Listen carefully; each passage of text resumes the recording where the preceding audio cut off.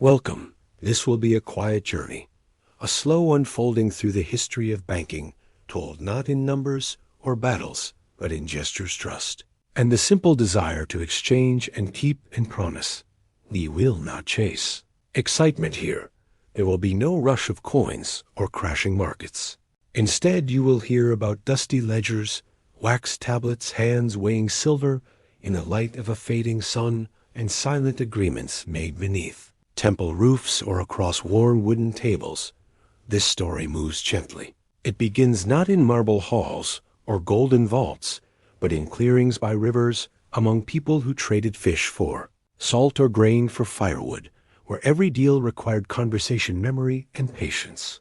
You will hear about ancient temples where offerings were guarded by priests, not for gods alone, but for people who needed a safe place for their harvests, or tools or the future of their families.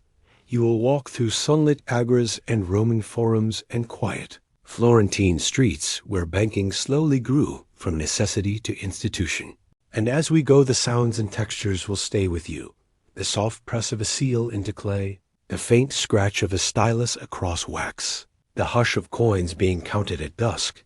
If you are listening to rest or to drift, this story will not resist you. It will follow your pace, and if your thoughts begin to wander, the story will continue quietly in the background as old stories do. Let us begin at the beginning, not with money, but with need, not with banks, but with barter, not with gold, but with silence and trust and time. Imagine a small clearing not marked on any map, a cluster of shelters made from wood and reed, a fire burning low in the center, sending up a slow column of smoke into a pale morning sky. You are among the first traders, though. No one calls you that. You have no coins, no contracts. You have things and you have needs, and you are not alone. One person has fish caught just before dawn, still cool to the touch, their silvery skins catching the light. Another carries a bundle of dried herbs tied with rough string, their smell sharp and earthy. Another leans on a wooden staff beside a woven basket filled with salt white and fine as sand. They talk not loudly, but with purpose, exchanging questions, not prices, because there are no prices, only hopes and approximations, and the quiet sense that something must be fair enough. The trade begins not with goods, but with glances, with pauses, with the careful choosing of words. What will you give for this? What will you take for that? Sometimes it works, sometimes not. And when it does not, no one shouts, no one writes. Instead, they remember, maybe tomorrow, maybe when your child is sick, or when the rains do not come, and you are the one who needs to ask. This is barter, and it is delicate, not clumsy as it is sometimes described, but full of weight. It is not inefficient. It is personal. You must know the person. You must be known here. There are no banks. There are no vaults, no metal or paper with numbers. Instead, there are memories. There is patience, and there is the earliest form of credit carried, not on paper, but in the mind. You owe me a favor. You owe me grain. These are not debts in the way we think of them. Now they are threads in a web of connection, one that holds the village together, and yet even here, something begins to shift. Some objects are easier to trade than others. A small block of salt lasts longer than fruit shells, are easier to carry than meat. A smooth stone can pass from hand to hand without spoiling or bruising. So people begin to notice some things are not just useful.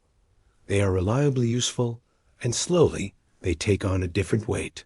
Not because they are rare, but because they are wanted by many. These are the early shapes of money. Not money as power, not yet, but money as agreement. A stone passed between people becomes not just a thing, but a promise. You may close your eyes if you like now. The fire is still burning. The traders are still murmuring under their breath. The wind moves the grass in soft ripples. The deal is not urgent, but it is the beginning of something that will become very large. A world where value can be stored, carried, measured, and eventually a place where it can be kept quietly, safely, for a time when it is needed again. Let us settle in for a longer stretch. You do not need to keep track of time. The story will carry itself. All you need to do is listen or not listen. Drift, if that is where the story leads you. Let the language become landscape, the movement of thought become a path beneath your feet. We are still at the beginning. Before vaults, before signatures, before paper and bronze and policy. Here, things are simpler not in the way of ease, but in the way of clarity. You have something. I need it. I have something. You may want it. That is all. In the earliest places where people gathered and stayed, not as wanderers but as communities, there was no need yet for money. There was simply proximity and trust built through repetition. You give me grain this month. I will help you with your roof in the spring. There are no receipts, no balances. The account is kept quietly, in the mind, by everyone.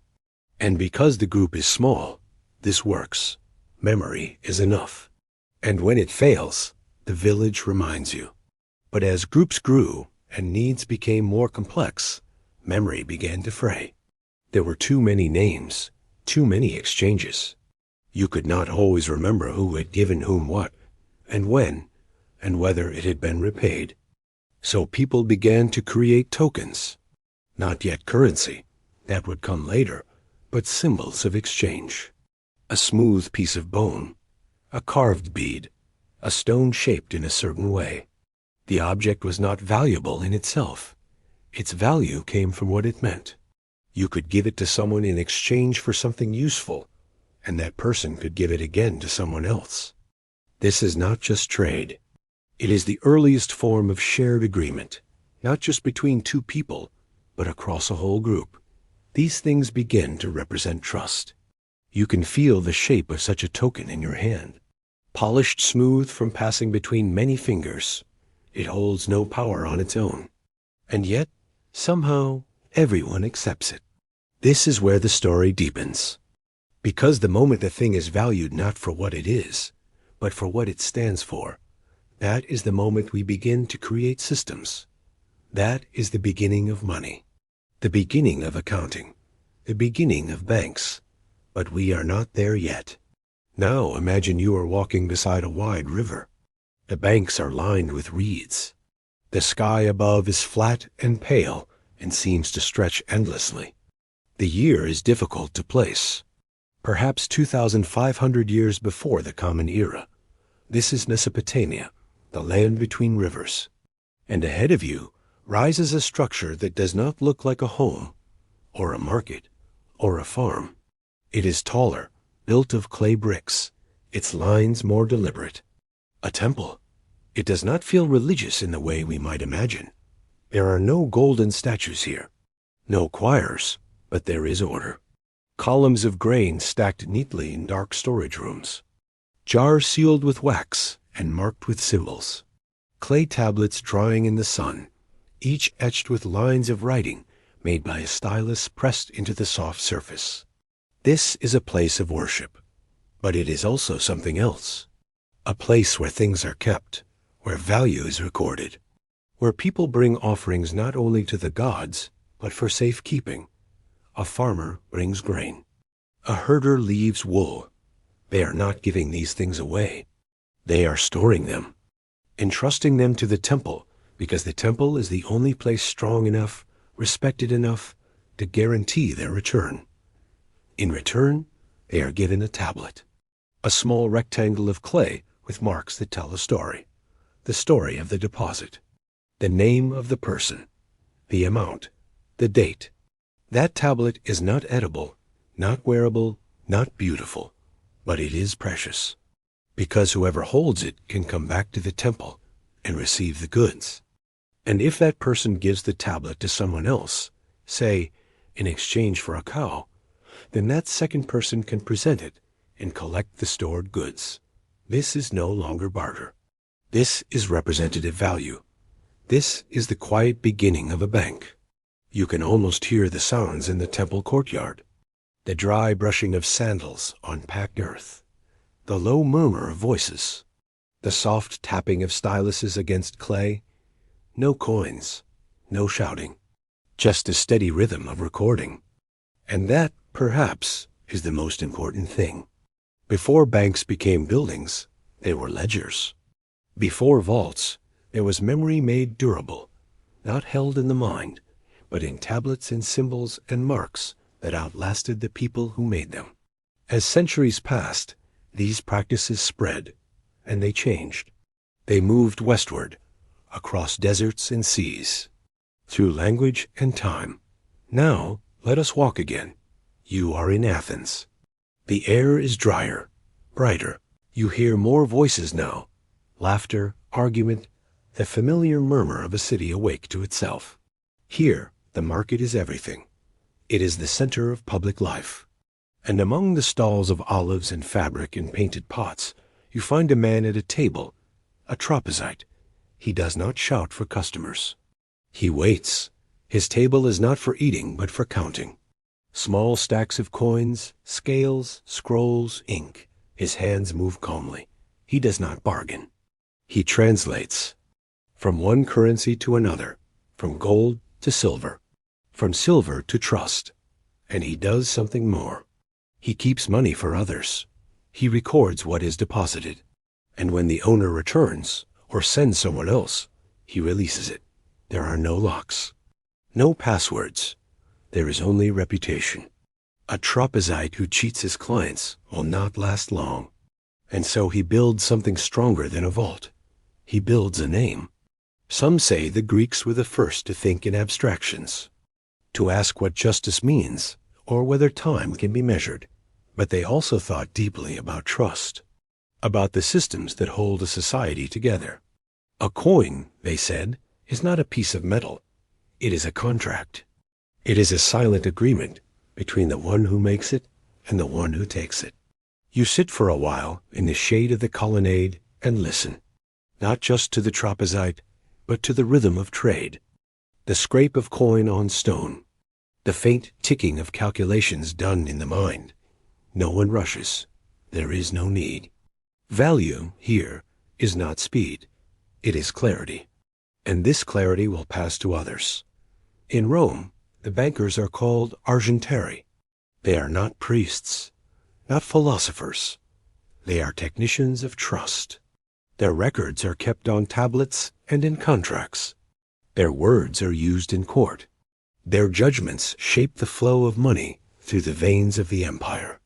They lend to merchants. They lend to politicians. Sometimes they lend to emperors. Their power is quiet but real. The Roman mind loves order, and so banking becomes part of law. There are rules for interest, rules for repayment, rules for failure. To owe money in Rome is not simply inconvenient. It is a matter of public record, a matter of honor. And when Rome falls, as all empires do, this knowledge does not disappear. It retreats into monasteries, into merchant towns, into the minds of those who wait. And eventually it returns, with parchment and ink, with candles and quiet halls.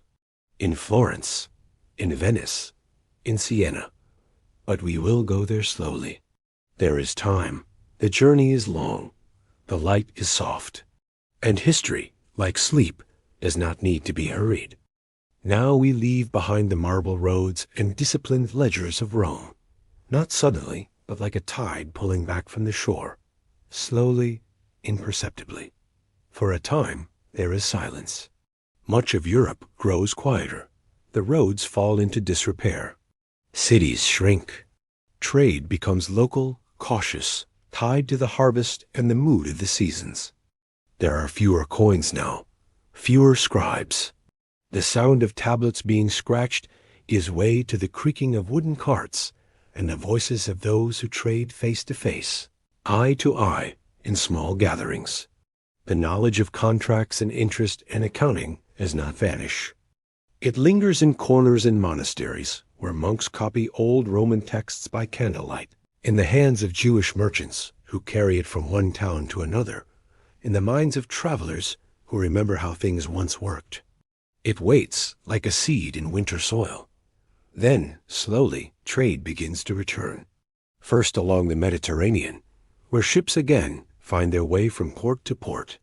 Then inland, where merchants on horseback carry wool, wine, salt. The towns grow busier. Streets are paved again. Names like Genoa, Venice, and Florence begin to appear not just in local speech, but in ledgers, in letters sent across mountain passes and open seas. And in these towns, something familiar begins to happen. A man opens a shop. He does not sell fabric or food. He holds money for others. He lends. He records. People trust him not because he is holy or powerful, but because he is careful, because his accounts are clear and his word is consistent. This man is a banker. And though the world around him is medieval, though the language is Latin and the days are lit by oil lamps, the essence of what he does is not new.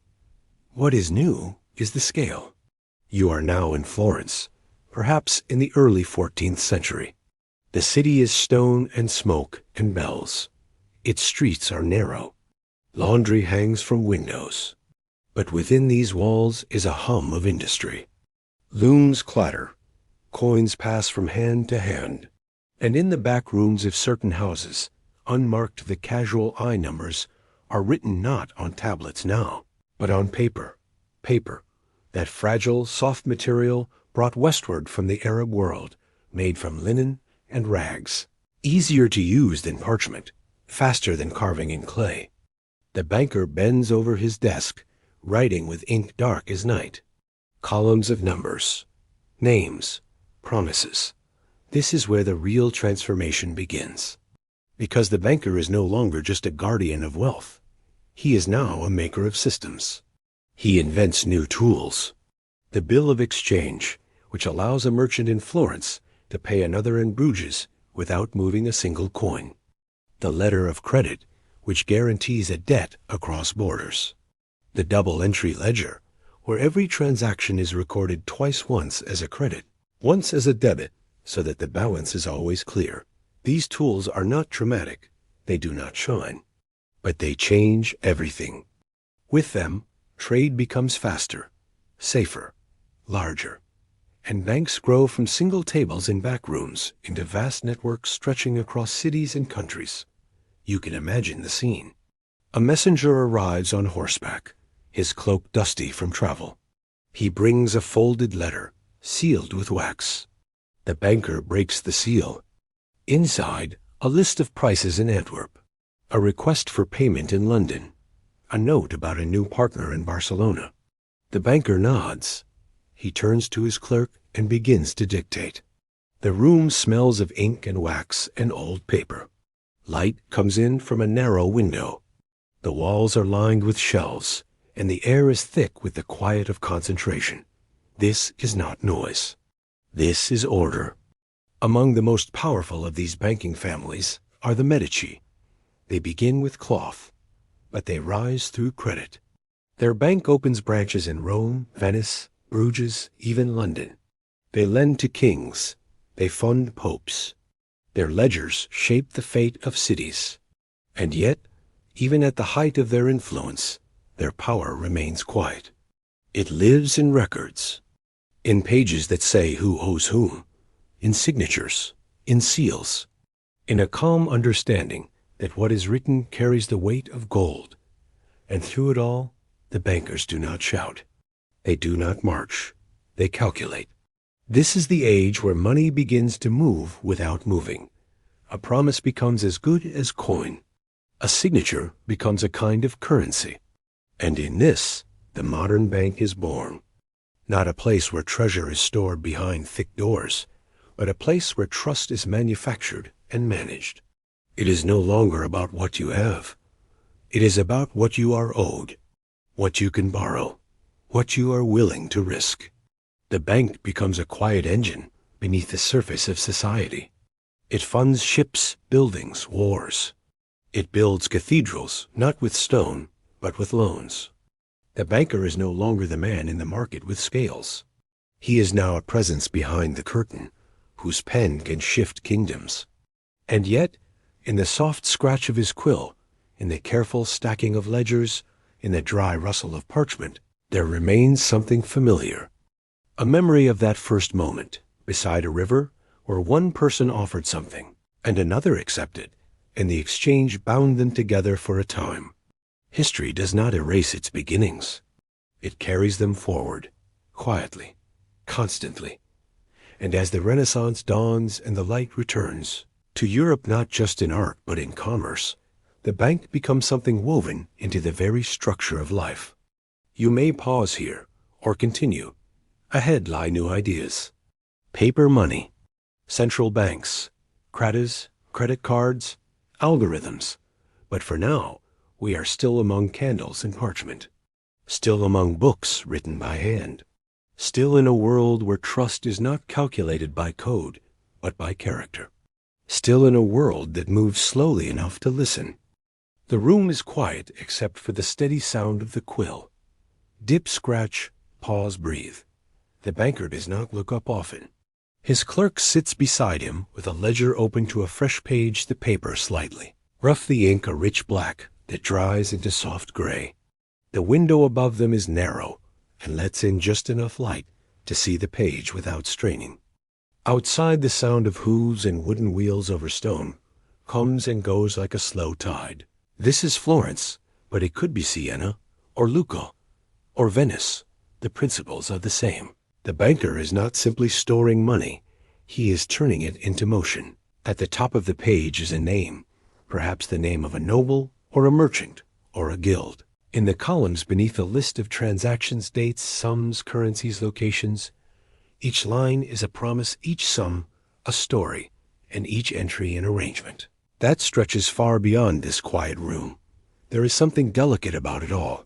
The numbers seem solid and unchanging, but behind them are risks, relationships, weather, wars. The banker must know not just math, but people. He must sense when a client is overextended, when a debtor is nervous, when a wet deal is worth delaying. He must know when to trust the paper and when to trust his instinct. In Venice, another banker makes notes about a fleet of ships due back in 6 weeks, filled with glass and spice and wool. If the ships arrive, all is well. If a storm comes or pirates interfere, he will have to cover the losses. This is the nature of banking in the Renaissance. Not static, not locked away, but exposed to the shifting patterns of the world. And yet the ledgers grow. Each transaction added carefully, each debt recorded, each payment marked. A bank becomes not a vault, but a mirror of the city's movement, a reflection of its hopes and tensions, and the invisible agreements that allow life to continue. Over time, as the cities grow and the world stretches open with trade and exploration, the banks grow too, not just in size, but in ambition. What began as a place to store or lend becomes a place to connect. Florence to London, Bruges to Constantinople ships no longer carry only cargo. They carry letters, bills of exchange, notes of credit. A piece of paper signed in one city becomes money in another. Imagine being a merchant standing at the counter of a bank in Bruges. You have no coins, only a letter in your hand. It is sealed and signed, bearing the symbol of a house in Florence. The banker reads it, carefully nods, and without hesitation opens a drawer and counts out gold florins. No questions, no hesitation. Just trust established over distance through a system of names, stamps, codes, and records. This trust is not emotional. It is practical. The bank in Bruges knows the bank in Florence, knows the merchant standing, knows the ships in harbor, knows the cargo on board. And slowly the idea spreads that money is not the object itself, but the confidence in a system. And as this confidence grows, so too does the reach of banks. In the 16th century, banks begin to interact more openly with governments. Kings borrow to fund wars. Republics borrow to build fleets. The line between state and bank begins to blur. You may be in Amsterdam now. The streets are clean, the canals silent, the houses tall and narrow. In the heart of the city is the Bank of Amsterdam, formed in 1609, a place of extraordinary calm. Here, merchants can deposit coin and receive receipts that are accepted as payment. These notes become more reliable than coin. They are not clipped or weighed. They do not vary from hand to hand. They are stable. This stability becomes the bank's power. Even if the bank is not lending or investing, it is guaranteeing. It is offering. A kind of financial stillness in a world that is always moving. The same happens in London a few decades later, with the creation of the Bank of England in 1694. This is not a private bank, but something more unusual. A public-private hybrid born of necessity, created to lend to the says government in times of war. But with it comes something even more powerful. The ability to issue paper money, not just receipts or letters, but currency backed by the state. Now the idea of money has fully shifted from metal to memory, from object to agreement. You no longer need gold to trade. You need belief in the institution that issued the note. And if that institution is strong, the money is strong. If it weakens, the money falters. The bank has become a central figure, not just in commerce, but in politics and society, in the lives of ordinary people. And still it is quiet. Still ledgers are kept, pens are dipped, papers filed, books bound. Still there are rooms where clerks work by lamplight, recording figures that few will see, but many will feel. The idea of the bank has grown. It is no longer a table. It is no longer even a building. It is now an entire structure of relationships. It shapes nations. It influences markets. It directs resources quietly from place to place. And beneath all of it, from the soft beginnings in barter and salt and shell, from the cool temple stores of Mesopotamia, from the street tables of Athens, from the scrolls of Rome and the parchment of Florence, one thing remains: a record, a written line, a name and amount at time, the thread that holds it all together, not gold, but memory made solid. If you close your eyes, you might still hear it, the soft scratch of the pen, the faint rustle of pages being turned, the calm cadence of a voice reading numbers aloud, not for drama, but for clarity.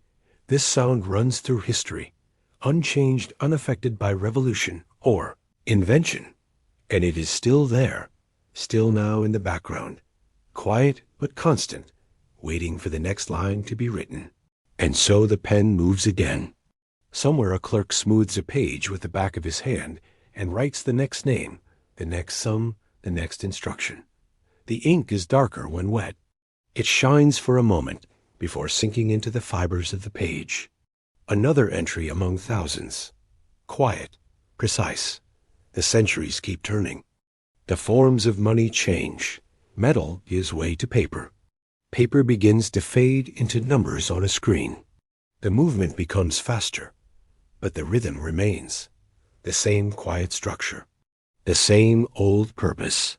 In the 18th and 19th centuries, the banks grow taller. Their facades become imposing stone and columns, vaults and counters, chandeliers and uniforms. To the public, they seem strong, certain, immovable. But behind those walls are still the same ledgers, now bound in leather and stored on iron shelves. The language is more technical, the sums larger, but the action is familiar. Deposits, loans, interest, settlement. And now the banks fund more than merchants. They fund revolutions, railroads, steelworks, telegraph lines, ships that carry letters and coal and coffee across entire oceans. The world grows close and crowded. In Paris, in Vienna, in Berlin, in New York, banks expand their reach and their role. They manage empires of numbers. They touch the lives of people who will never walk through their doors. A child in a village may never see a banker, yet his parents borrow to buy seed and tools, and his future now bends slightly in that direction. The bank is not visible, but it is present. And still there are desks and rooms, and people turning pages in silence. By the 20th century, the stillness begins to break. New machines hum, telephones ring, calculators click. Paper is replaced by punched cards, then by green flickering screens, and then by something more invisible. A digital bank arrives without sound. Now there are no coins, no notes, no handwritten ledgers. There are servers and passwords and encrypted messages flashing across satellites. A transaction can cross the world in less time than it takes to speak a sentence. You log in. You check your balance. You tap a button. The number shifts. No one sees the banker. No one hears the page turn. But somewhere in a data center, the change is recorded. A modern entry. A new line in an ancient story. The speed is dizzying, but the foundation remains unchanged. Still, there is trust. Still, there is the idea that a promise has value, that a number can be believed, that the invisible can hold the same weight as the physical. And so the banks adapt. They become mobile apps, interfaces, algorithms. They learn to lend by formula, to analyze by pattern, to decide without speaking. But behind the automation, behind the screens, behind the smooth silence of modern finance, is still that first movement. One person giving something of value, another accepting it, a third keeping record. And what of the banker now? She may sit in an office high above the city, looking at forecasts and trends. Or he may work in code lines, building systems to manage risk. They may never touch cash or paper or a pen, but they are still part of the same long tradition. They are still custodians of trust, and the records still matter. Now the ledgers are digital, glowing on monitors, scrolling at the touch of a finger. But they still tell the same kinds of stories. Who gave? Who received? Who owes what was promised? The bank is now a cloud-code system without a face. But when someone checks a balance, when a salary arrives, when a debt is paid, when a loan is granted, the feeling is still ancient. Relief, hope, control. You may not see the vaults anymore. You may not walk into a branch. But your money moves as theirs once did, through records, through agreements, through time. And this story is not ending, because new forms are coming. Cryptocurrencies, decentralized finance, systems with no central keeper, no signature, no ledger in the usual sense. The idea is that perhaps trust can live in mathematics alone, that the system can be trusted because it has no one to betray it, no one to manipulate it. But even this is not truly new, because once again, we return to the question that began it all. Can I give you this and believe you will return something later? The tools have changed, but the question remains. So the story continues, quietly, as it always has, in tablets and scrolls and ledgers, in signatures and stamps and code, in firelight and candlelight and screen light.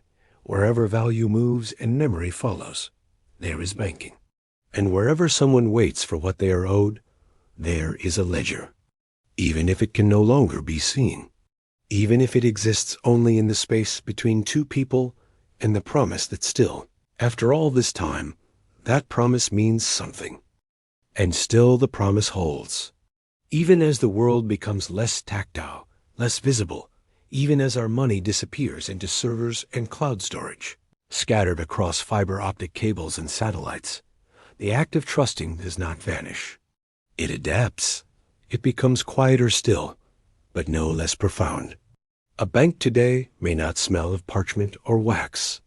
You may never touch its doors. It may have no doors at all, just a logo, a name on a screen. Yet behind that screen is still a structure, still a rhythm, still the same old rituals, now dressed in new language. Authorization, verification, processing, cleared. Somewhere, a server lights up. A line of code runs. A digital ledger is updated. A small change perhaps, just a number shifting from 72.12 to 69.78. Nothing dramatic. No alarms, no fanfare. But behind that number is a life, a moment, a decision. Someone filled their gas tank, bought lunch, paid a bill, paid a debt. The tools are different, but the essence is not. When you send money to someone you trust, they will receive it. You trust that what was once a coin, then a note, then a paper check, now a series of numbers, still means something. That trust flows through institutions, through software, through global networks that stretch invisibly across oceans and borders. But at its core, it is still human. It is still about belief, about shared understanding. And even now, even with all our technology, there are moments of hesitation. We check balances. We check again. We refresh the page. We wait for confirmation. Somewhere in us, we are still that person beside the fire in a clearing, wondering, will the other give me what I was promised? And so we watch. We verify. We remember. This is banking. Not just as a system of finance, but as a shared memory, one that moves with us from generation to generation across languages, currencies, codes. Think of how much has changed. From handfuls of salt traded between neighbors to sealed jars of grain guarded by temple scribes, to inked parchment moved across continents by couriers on horseback, to marble halls with velvet ropes and ticking clocks, to invisible data points floating through the air. And yet, think of what has not changed. The impulse to hold something for later, the instinct to give and to expect return, the reliance on memory, record, ritual, name, and the quiet, unwavering hope that what has been written, whether on clay or linen or silicon, will still be there when the time comes. Banks are now many things: corporations, apps, algorithms. Sometimes they are admired, sometimes distrusted, often misunderstood.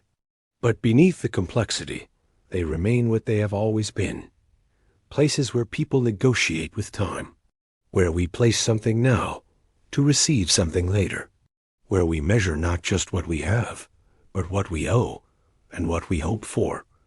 Not all promises are kept. Not all debts are fair.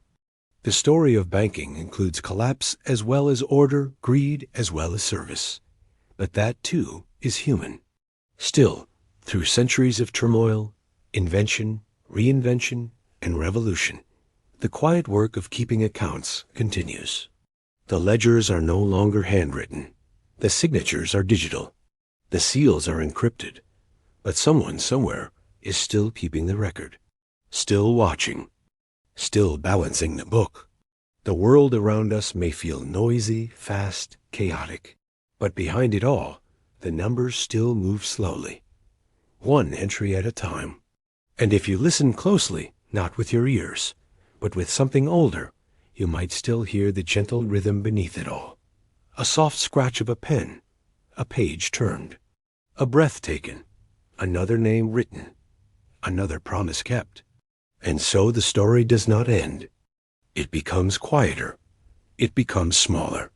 It slips beneath the surface of our lives. Until one day, without thinking, you reach for your phone. You open an app. You type in a number. You press send, and you become part of it too. This ancient, slow-moving story of giving and receiving, of remembering and recording, of trusting, however quietly, across time. No closing words are needed, because the account remains open. So we arrive at the edge of the story, not with a grand ending, but with a kind of stillness. The journey we've followed, from barter beside quiet fires to digital ledgers hidden in remote servers, was never really about coins or accounts. It was always about something quieter, something more enduring. It was about the ways people remember their agreements, the ways we hold each other's word, the ways we measure trust in numbers and mark time through transactions. A bank, at its heart, is not a building, not a vault or a balance sheet. It is a shared space where memory meets value and where hope for the future finds shape in a line written down and kept. That shape may now be a number on a glowing screen, but its meaning, its quiet weight, has not changed. You don't need to remember all the names, the temples, the tables, the cities built and fallen. They were just resting places for a story still moving. What matters is that wherever people have lived together, they have found ways to keep each other's trust, to pass value from hand to hand, from year to year, from life to life. This is what banking has always been. A system for remembering. A slow conversation between generations. A way to ask gently, "Can I trust you?" And to answer just as gently, "Yes." You may rest now. The story is complete. The account is in balance. And the record is kept.